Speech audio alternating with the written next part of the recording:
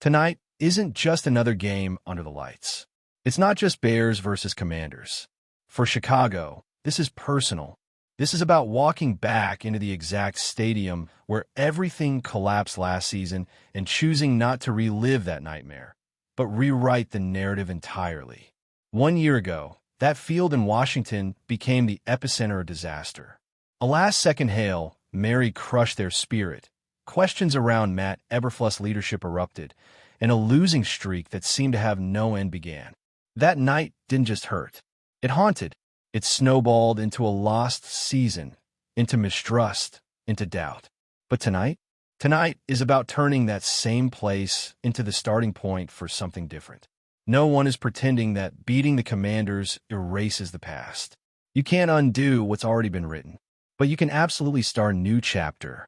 The Bears are walking into FedEx Field not for revenge, not even for redemption, but for opportunity. This is a team that's sitting at duas Vitorias e duas Derrotas, rested after the bye, staring at a primetime stage with a chance to make a statement, not just to the league, but to themselves.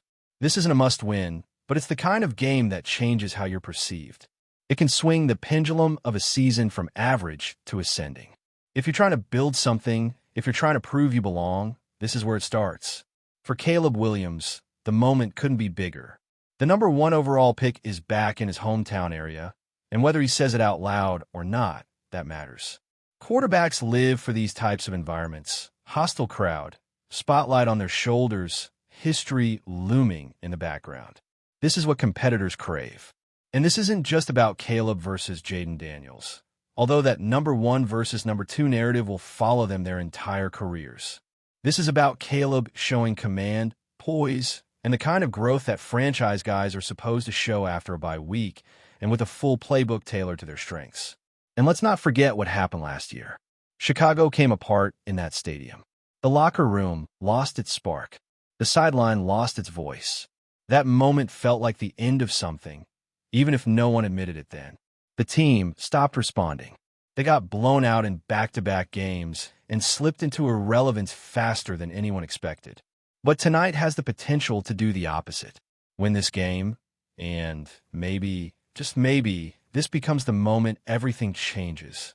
Like Washington did last year, maybe Chicago uses this same matchup as their turning point. Maybe this is the night they stop being a team stuck in transition and start being a team that fights for a playoff spot. Look at the NFC North right now. It's wide open in the middle. Green Bay has one tie, Detroit just dropped a tough game, and Minnesota is scrambling. If the Bears win tonight, they're right there, within a game of everyone else. That's not hype. That's real. That's fuel. It's not a championship chase yet, but it's the path back to relevance. And the timing couldn't be better. Let's talk matchups. Let's talk football. Washington might be slightly favored by odds makers, but when you look closer, this game feels far more balanced. The Commanders are banged up. Terry McLaurin is out. Noah Brown isn't suiting up. There are still questions surrounding Deebo Samuel's availability. And on top of that, their offensive line is down a key piece in Sam Cosmi. Yes, Jaden Daniels is back from injury and looks solid, but now he's missing some of his best weapons. That matters. This isn't the same Washington team that stunned the Bears last year. Chicago, on the other hand, is healthier and playing with more edge than they've shown in a while. Caleb has strung together better performances, looking more in rhythm and in control. The defense, especially the secondary, is waking up. Tariq Stevenson is stepping up. Kyler Gordon is back. And while the defensive line is still a problem, a major one, there's hope that guys like TJ Edwards can help in the run game and slow things down in the trenches. That's the key tonight. Stop the run. If Washington gets rolling on the ground, it won't matter who's missing at wide receiver. It won't matter how well Caleb plays. You give up big gains between the tackles, and you're playing from behind all night. This front seven has to be aggressive. Not perfect, just disruptive. If they can limit the Commanders' rushing attack, this game is absolutely there for the taking in the fourth quarter. And that's all you can ask for on the road in prime time. Get to the fourth with a shot. Keep it close. Let your quarterback lead you. Because Caleb has shown, even in his short NFL career, that the moment doesn't scare him. He makes plays when the lights are the brightest. He's not perfect. No rookie is. But he's got that trait that coaches can't teach: poise under pressure. Give him a one-score game in the final minutes, and you live with the results. The Bears haven't been a good road team for years. Matt Eberflus has never won a Sunday road game. And yeah, this is Monday, but the point stands. Winning away from Soldier Field hasn't come easy. But they did beat the Raiders in Vegas before the bye. That momentum matters. Now, it's about stacking another one. And this time, doing it in prime time with the whole league watching. Weather could also be a factor. There's rain in the forecast, and that might change the dynamics. That makes the run game even more important. So all eyes turn to Kyle Monangai. He's expected to be a full go tonight, and maybe, just maybe, he brings a different spark to this offense. Ben Johnson has been vocal about the run game struggles, and he's right. Timing, blocking, execution, all of it has been off. But if Monangai can bring energy and physicality, this could be a breakout spot. Don't forget about DeAndre Swift either. He hasn't been impactful yet, but slippery field, wet ball. These are the nights where shifty backs can make a difference. Of course, none of it matters if Caleb doesn't protect the football. You need your quarterback to outplay the other guy in games like this. Jaden outplayed Caleb last year, no doubt. But Caleb rallied in the fourth and nearly stole it. That fire, that comeback spark, needs to show up earlier tonight. You don't want to spend 3 quarters asleep again. Start fast. Take control. Force Washington to chase. Also, this might be a DJ Moore game. Everyone's focused on Rome Odunze, and rightfully so, but that might create space for Moore to do damage. This Washington secondary isn't elite. Dan Quinn knows he has to double Rome, and if that happens, Moore might see more man coverage. We've seen him torch defenses in this exact matchup before. A couple years ago, DJ went off against the Commanders on Thursday Night Football with over 200 yards and 3 touchdowns. He has a history here. Maybe he adds another chapter to that tonight. This is also a big moment for Montez Sweat. Facing his former team, the one that traded him away and said he wasn't part of their future. If there's any game for him to show up and show out, it's this one. His production has been disappointing since that trade.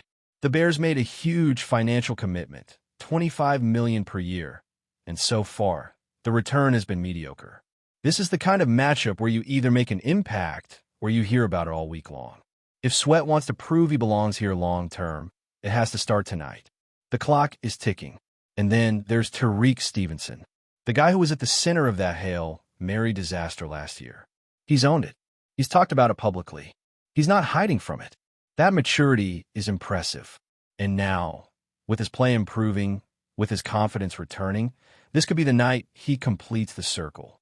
Imagine him making a game-sealing play tonight, an interception, a big pass breakup, something that says, yeah, I remember that moment. But I'm not that guy anymore. That would be powerful. The vibes around this team have quietly shifted since the win over the Raiders. That wasn't a great opponent, sure, but it was the kind of win that builds belief. And sometimes, belief is all you need to turn a season. You win tonight, and suddenly you're 3-2. Saints are up next. Win that, and now you're 4-2. You're in the playoff mix. You're relevant again. You're building something. There's a different energy surrounding this game, and you can feel it building. From the locker room to the fan base, there's a sense that this team is stepping into a critical stretch where identity gets defined. This is no longer about development or patience or theoretical upside. This is about execution, about results. The Bears have been stuck in the conversation of what could be for too long. Now it's time to start being what they say they want to be, a playoff contender, a real threat, a team that doesn't fold when the lights get bright. And primetime hasn't been kind to the Bears lately. National TV has often exposed their flaws rather than highlighted their strengths. But this year feels different. Caleb Williams brings a different vibe to this team. He's not rattled. He doesn't care about the stage. He prepares like a veteran and leads like a guy who knows he's expected to carry the weight. You can see it in the way teammates talk about him, in the way he handles the media, and most importantly, in the way he responds after mistakes. He's not the type to unravel. He learns. He adjusts. And tonight, all eyes are on him again. This isn't just about stats or style. This is about whether he can rise above the chaos of an emotional game on the road, in bad weather, against a defense that wants to rattle him early. And this is exactly the kind of test he needs. The NFL isn't fair. The margin for error is razor thin. But the great quarterbacks, the real franchise guys, they find a way. And Caleb has been flirting with that level of play. Now he gets a chance to push through and make it official. What's made Caleb's progression so compelling is how he started to build trust with his playmakers. He's not forcing things as much. He's recognizing where the mismatches are. He's letting his guys make plays. And that's why the return of Kyler Gordon matters so much tonight. With the secondary at full strength, the defense finally has the tools to play a more aggressive style. That gives the offense better field position. That helps the pass rush. Everything is connected, and the Bears are finally starting to look like a complete unit. But all of that hinges on one major question. Can the defensive front hold up? Because if Washington runs the ball with ease, everything falls apart. You lose time of possession, your defense stays on the field, your quarterback presses, and momentum slips away. This defensive line has been under fire all season, and tonight they have a chance to silence a lot of that noise. It's not about sacks. It's about disrupting timing. It's about staying disciplined and not giving up easy lanes. You don't need to be elite, just competent, because the secondary is good enough to take advantage of long third downs. But they can't do that if it's always second and short. TJ Edwards returning should help stabilize things in the middle. He brings experience, leadership, and solid tackling. All things this defense has lacked in key moments.